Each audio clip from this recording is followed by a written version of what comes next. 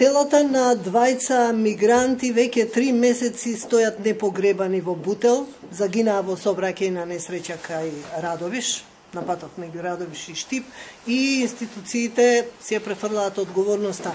А кој е одговорен за да се погреба телата на овие двајца мигранти и дали УНХЦР има тука може да ја преземе одговорност? Вие сами кажате институции. Улога на УНХЦР не е да детерминира кои институции се надлежни за ово, него да се помогне да се најде решение.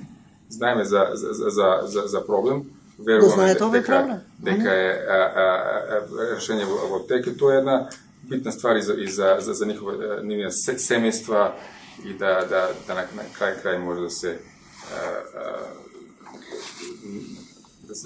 да се проблем реши, да се... УНХЦР се оградува од ова?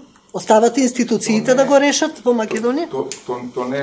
То не е одговорноста на УНХЦР.